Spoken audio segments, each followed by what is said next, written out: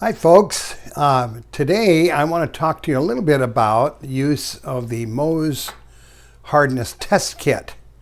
And to start off with, let me direct your attention to some of the samples I have down here.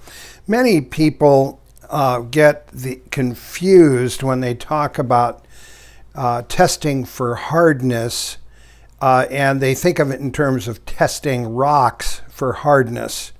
And so they try to use the Mohs Hardness Test Kit, and they get frustrated because you can get varying answers from the same rock type.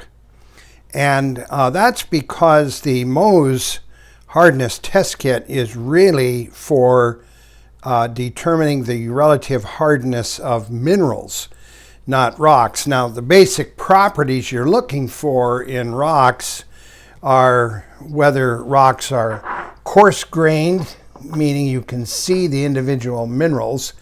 And case in point for why the Mohs Hardness Test Kit will not work with this is because those minerals that you see there are all varying degrees of hardness. So indeed, you can come up with 2 or 3, 4 different answers for the hardness of a rock. The other thing is the rocks are more exposed and more subject to weathering, whereas minerals generally keep their chemical structure, they keep their chemical properties. So when you're looking at rock ID, one of the principles of identification is whether a rock is coarse grain or whether it's fine grain. In other words, you can't see the minerals, you can only see a general color. That would be plutonic rocks, volcanic rocks, and then sedimentary rocks. You're concerned with whether a rock has clasts. These are the various particles. Here the clasts are bigger than, say, shale. Fine-grained shale, is the clasts are microscopic. And or whether the rock is biochemical. Here, limestone with fossils in it. And the bottom rock, whether a rock has been changed. There it's a metamorphic rock, and you see the minerals that have been realigned into alternating bands of light and dark minerals. Those are the things you're concerned with in identifying rocks. With minerals, you're concerned with specific properties. Now, I've constructed a little bit of a worksheet here. You could copy this one. You can really make your own if you want to. But there I've got the sample you're concerned with, sample number 1, 2, 3, and 4, and so on. Now, the color might be able to help you in some cases. Color is good to just record what you're getting, but color is really not a good indicator of the stone. There are some exceptions. I would think one exception would be sulfur. Sulfur is an easy one to identify by its color. But color in the example of quartz crystals would not be a good indicator because quartz can come in a variety of different colors, not only with a crystalline pattern, particular shape, but also with what we call a cryptocrystalline shape or pattern. We call it massive, where the mineral doesn't have a specific shape, it just has the same chemical properties. So here would be a case of smoky quartz, and it's certainly different than this purple amethyst. The colors are due to properties of various elements that are in the quartz. There's a clear, kind of a clear rose quartz, and then there's also a white cryptocrystalline quartz. So color is not generally a good indicator. Also, crystalline shape can get you started, but again, the minerals can have the same shape. For instance, quartz always appears in a hexagonal shape in its crystalline form. But so does a ruby. Ruby is also hexagonal. So that might not be the most reliable way to determining the type of crystal it is. Here's an example of a dipyramidal crystalline shape in the fluorite crystal. Now, that can be a good indication, but not always. There are lots of minerals that can have that same basic shape. The parallelogram's a good indicator of calcite. Maybe. There are other minerals that have that pattern too. With feldspar, there are, when you look at it on its flat side, you can see kind of a glassy appearance, and that's a pretty good indicator of feldspar. But again, these are all relative properties in determining the identification of a mineral. One of the areas that you can use for getting close to mineral identification is the use of the Mohs Hardness Test Kit. Now, it's not going to give you a magical formula for identifying what the mineral is, but it gives you a relative range. Years ago, there was a man by the name of Mohs who developed the Mohs Hardness Scale, a scale from 1 to 10. And he rated various minerals in increasing hardness. So talc would be number 1, that's the softest mineral, all the way up to a diamond, which is number 10. Here on this basic scale, you usually see 9 minerals. Corundum, or ruby, is down here at number 9. So what we want to do is try to get close and then combining the properties to give you the identification of the mineral.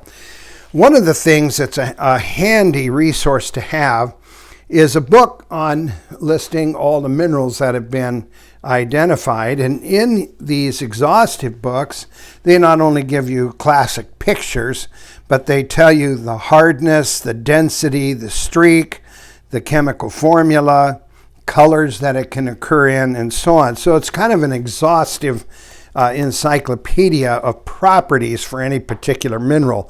That's really a handy thing to have to help you get even a little bit more specific. But again, mineral hardness is something that it's not going to absolutely tell you the answer you're looking for immediately. It's going to help you narrow down the various choices you have in identifying your mineral.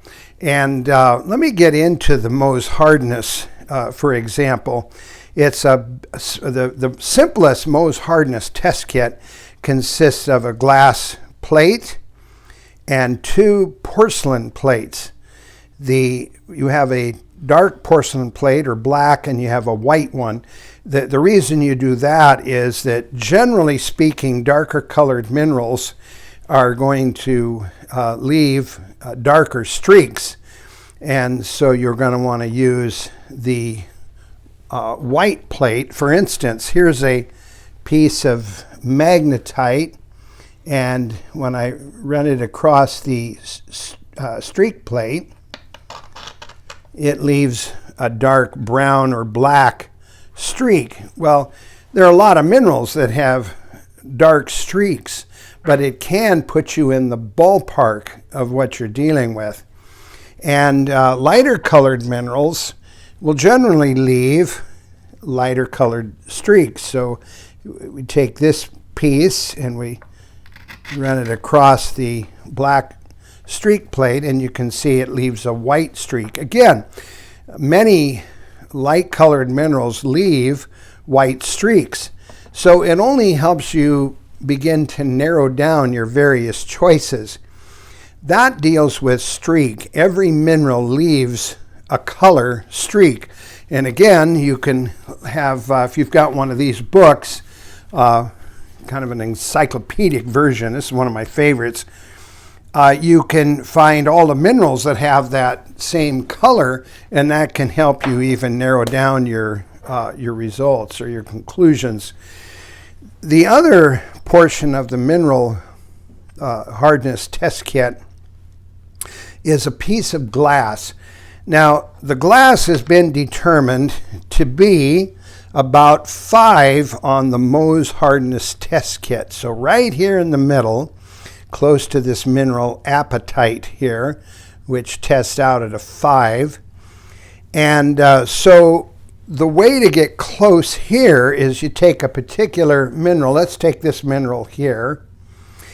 And let's scratch it on the glass. If it will scratch the glass, then we know that it's got to be harder than glass, and consequently it's going to be in this range of hardness between a 5 and a 9. So if I take this and try to scratch the glass, it will not scratch it.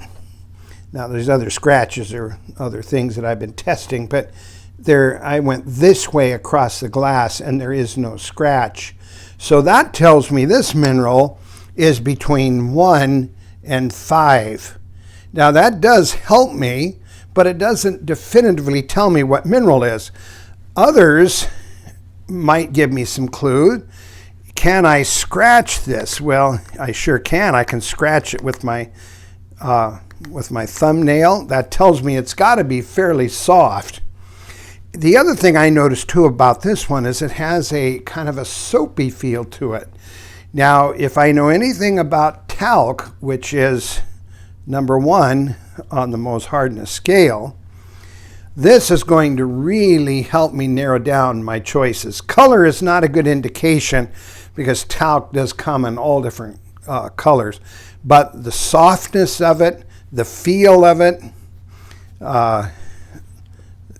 the fact that I can scratch it really tells me I'm going to be in this ballpark here. So let's take this one. I already told you this is ruby. It's a red color, and it has the hexagonal pattern, and I'm fairly certain that this is ruby or corundum and fairly hard. One of the things I can do then is I can take it and try to scratch the glass plate. So putting it down on a hard surface, you don't want to do this in your hand because you can break that glass and you can really cause some damage here to yourself. So put it on a hard surface and run it across. And sure enough, you can see right here that it scratched the plate. So I know I'm dealing with a mineral that's got to be higher or harder than apatite, so between 5 and 9. And then looking at some of the other properties combined with that, a hexagonal pattern, dense mineral, very dense, relates to weight. It's a very dense mineral and consequently fairly heavy. Hexagonal pattern and red color, I could pretty much determine that that's going to be ruby. Here's another mineral here that if we scratch, and sure enough, we get a scratch down below the ruby. This is also a very dense mineral, but notice that it's missing the hexagonal pattern. But combining the properties that I'm familiar with, and again, the more you look at books like this and get familiar with some of the minerals, the more your guesses can be a little bit more accurate. This is corundum. It's a very hard mineral. Anyway, these are things that you can do to identify your mineral, or at least get you in the ballpark. Things like this mineral have another property that you can look at. This is actually its crystal shape, and this comes in sheets. And the fact that it comes in sheets but cannot scratch the glass tells me that I'm dealing with mica. And you have black mica and then the white mica. Part of testing the properties, I use a big magnet, and I can go through all of these and see which ones are magnetic. That will help me narrow some things down too. So this one is magnetic and will respond to magnets. The rest of these don't.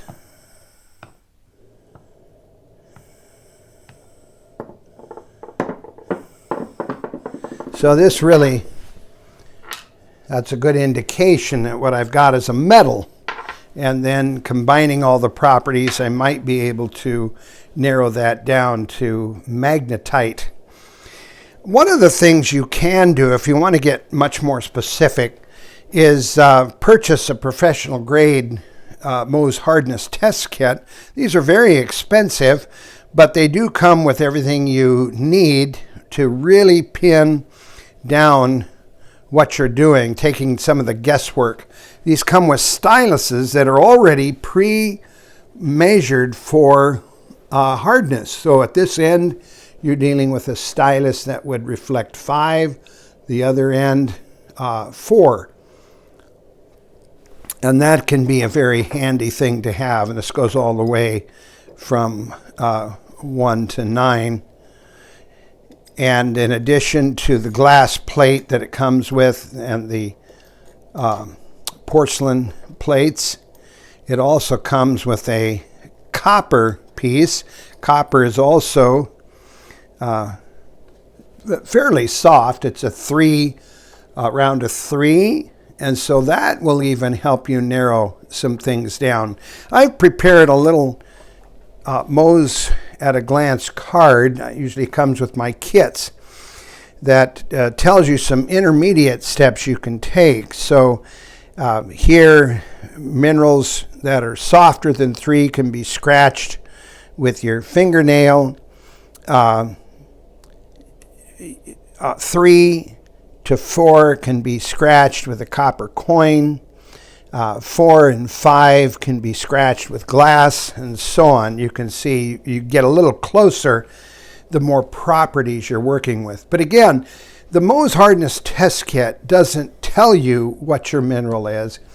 It gives you a range of relative factors that help you narrow down the various properties.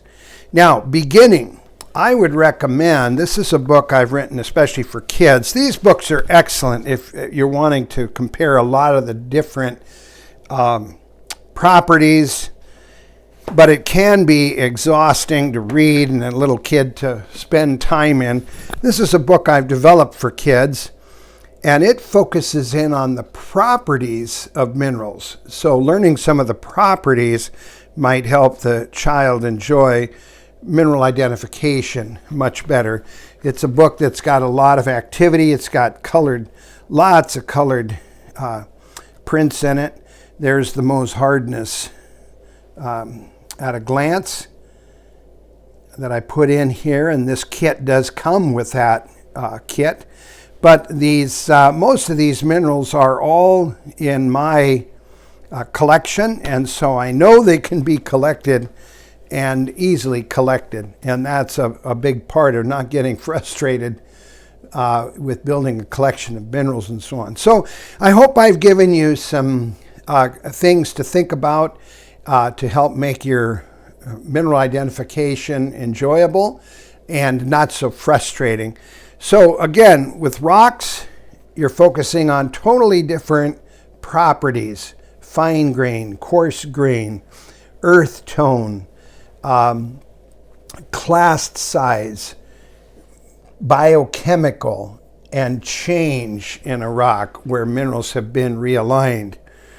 You're not dealing with hardness. With minerals, you're dealing with an array of properties to help you identify, put your mineral in a ballpark so you can narrow down your choices for identification.